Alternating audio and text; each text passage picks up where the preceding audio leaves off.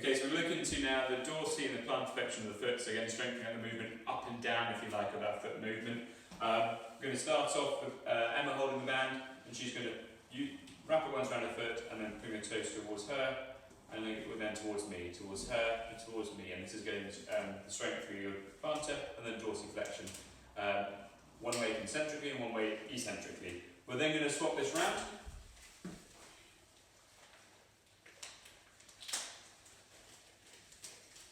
And this time, exactly the same movement, but this time I'm going to be doing it, putting it towards myself, just here.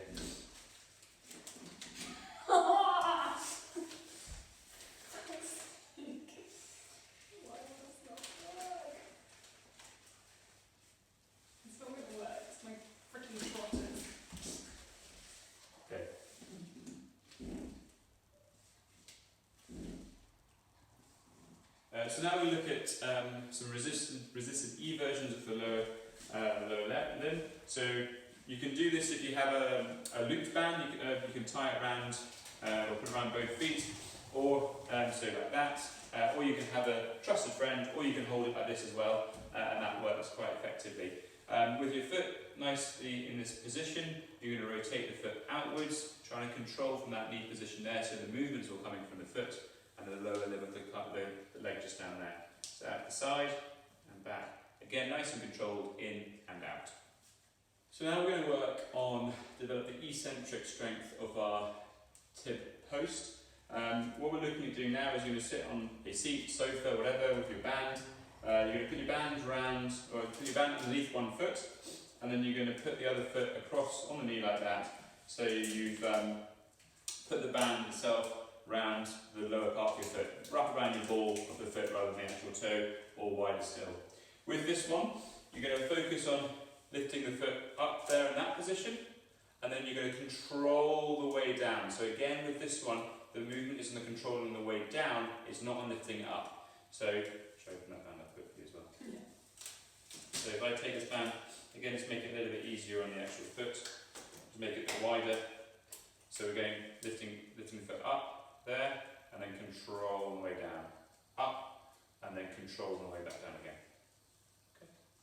Now we're going to look into the control of the inversion and eversion of the foot, the control inwards and outwards of the foot. So if you wouldn't mind turning around, again, we're going to make sure we're grounded in on the feet down here. We're going to come up into a calf raise, so up onto the big toe, equally through the ball of the foot, big toe, and the outside of the foot. That's your neutral position.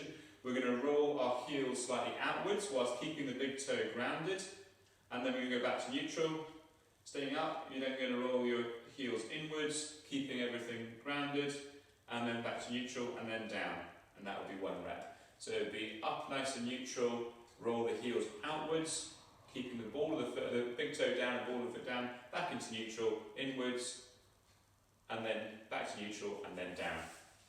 And that would be your inwards and outwards calf control.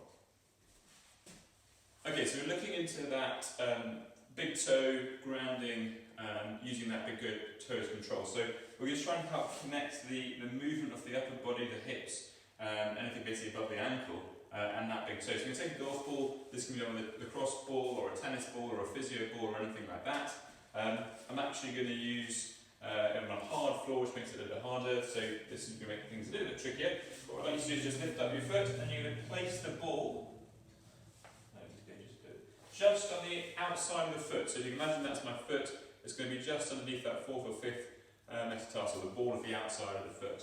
You're going to take yourself now to the slightly shoulder width apart with your legs, and you're just going to now rotate round from the hips and then back again.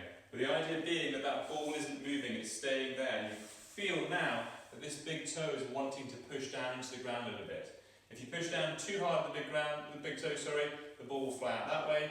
And if you're not pushing down hard enough, you haven't got the control of your feet, you're going to end up the ball moving around as well. So we keep the ball still and keep it nice and controlled through that big foot as you go ahead and do that one. Do that both sides, rotating for about 90 seconds each time.